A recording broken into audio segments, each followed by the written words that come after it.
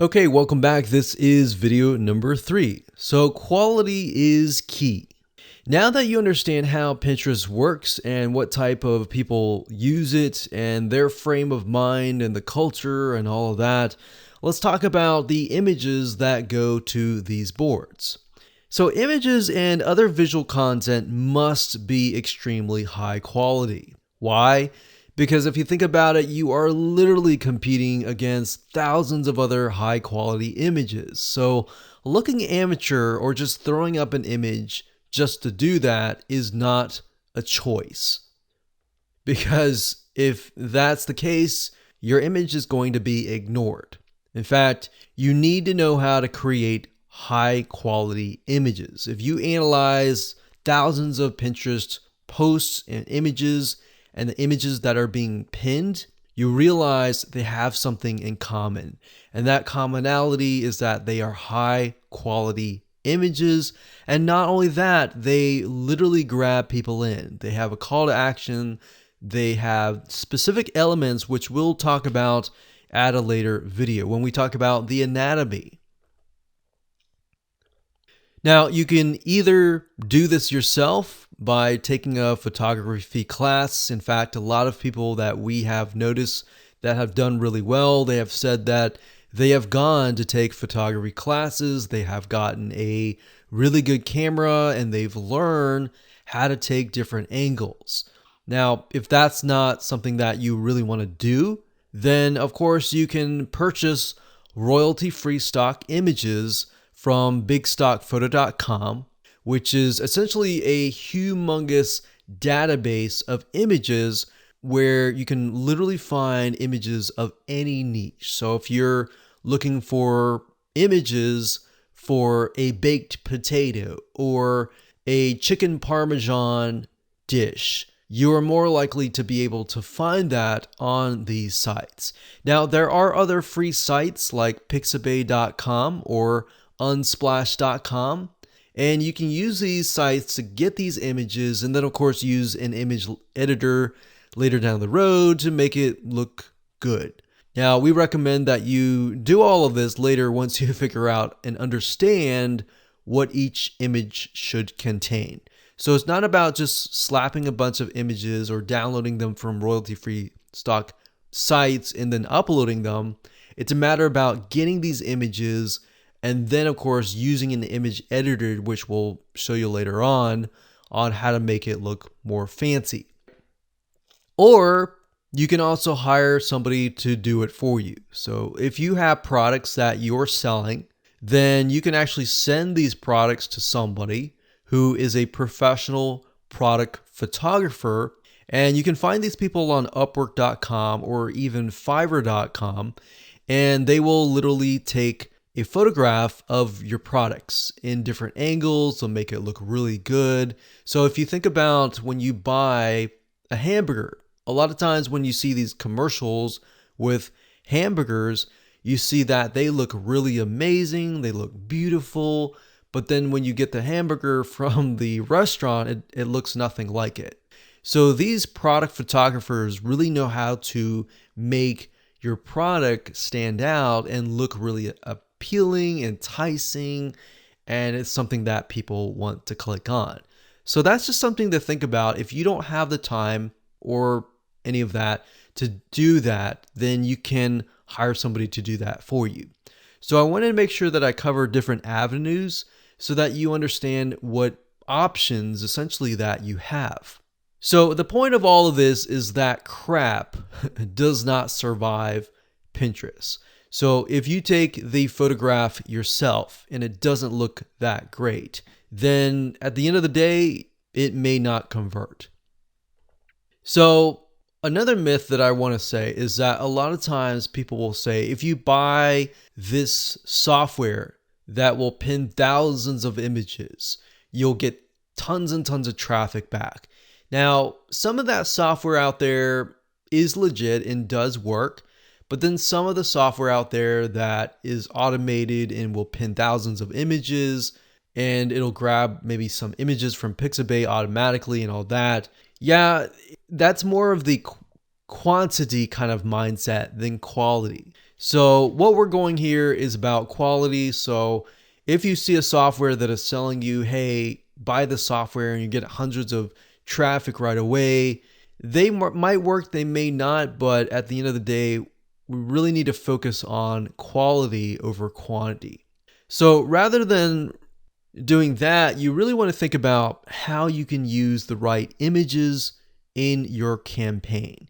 If you think about how can I get somebody interested in this product, so when they click on it, they get sent to a piece of content that describes and elaborates further of the reasoning of clicking on it. If they click on a link about chicken parmesan, obviously you're going to want to send them to a article about chicken parmesan. You don't want to send them to an article about chicken. Even though they're both chicken, they need to be exact, if that makes sense.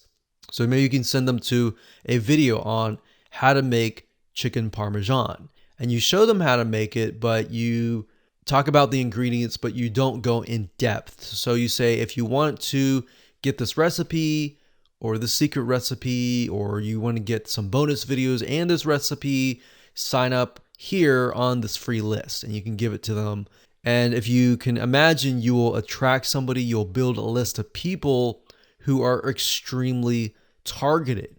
So basically what I'm saying is forget about all the software that promises you that you're going to get thousands of clicks to your website. Really focus on the quality of the click, or how you create the marketing campaign first, and how you're going to convert cold traffic into prospective buyers. So another key point here, which I've touched base on, is congruency, is making sure that your image matches your content, which we'll discuss in the next video. Now remember, the image that you put up will attract and excite someone. You want to attract the right person. So really knowing and understanding the demographics, or what your person that you're trying to attract will look like, is really the first step to a successful marketing campaign. So if we go back to the person who might be looking for low sugar cupcakes, that type of person, why are they looking for low sugar? Maybe they are on a diet. Why are they on a diet? Do they have some sort of health issues, or do they have cholesterol or low cholesterol diet? Are they facing a specific problem? You really need to think about that, because if you do, then you can talk about that in your article or your image, and you can grab people in. So you could do something like low cholesterol cupcakes, for example, or healthy desserts for diabetics, kind of thing. So you know when you attract that type of person, they are maybe going through diabetes or low cholesterol or specific reasoning. And because of that reasoning, you're able to talk with them, you're able to gain their trust. And in the article, you could say, hey, here's some low sugar cupcakes for diabetics and all that. And that way you can relate to them on a deeper level. So maybe in the article, in the opt-in, in the autoresponder series, you can literally talk to them and say, hey, being a diabetic is hard because you can't eat certain foods, but I want to say that there's certain foods that you can eat and still enjoy life, kind of thing. And that's how you're going to be able to sell. It's not about getting thousands of clicks from your image to your article. It's about getting the 10 people or the 20 people that really understand what you're talking about, because in that way, in that light, they're going to be more open to actually buying from you, if that makes sense. So one way of doing this is to take a look at magazines in your niche. Magazines are really great ways to figure out what kind of images that you can actually use that will excite people. Because a lot of these magazine companies will invest millions and thousands of dollars and hundreds of thousands of dollars into figuring out what actually works with their prospects and their customers and their buyers. So let's go ahead and do that right now.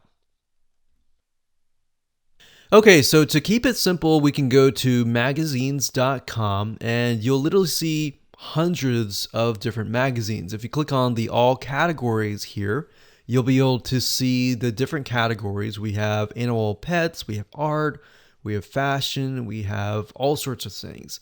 But to keep it simple, I'm going to type in recipe and let's just see what we get. So we've got cooking, food, and beverage, magazine subscriptions. Now, obviously, I'm not going to be able to look inside the magazine, but just by taking a look at them will allow me to get a better idea of what they're putting out. Now, sometimes you can even do a reverse engineering and do a Google search on that magazine, and sometimes these sites will have websites. So that's something that we'll actually do. So All Recipes is an actual website, so we know that. But let's just go ahead and click this. So we got DIY donuts, and DIY, remember we mentioned that was do it yourself. So we already know right off the bat that people that are into allrecipes.com are people that are interested in doing it themselves. And that really matches the type of person that we're trying to track with Pinterest.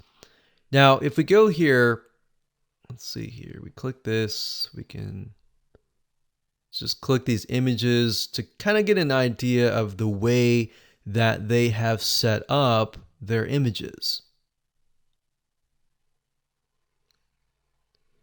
And you can actually copy this and not actually copy exact, but get an idea of, okay, they're using plates, they're putting words on top of here, and they're putting text on the side, and that's what makes it look good.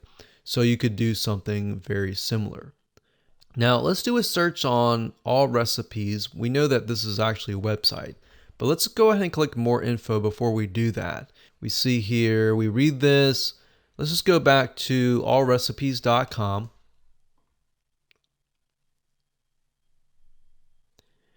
So we can see 12 delicious chicken thigh dinners.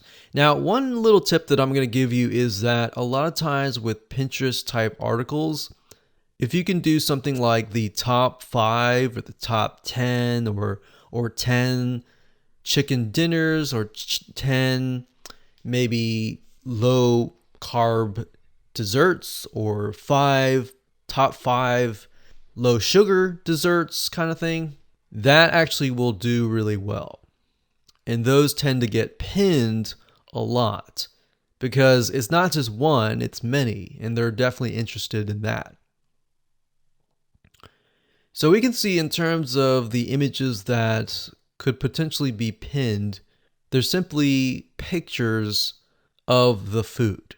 Now, in terms of images, you can kind of get away with this with food because and without any words or anything like that. But by adding words in some sort of call to action, such as want this recipe, click here.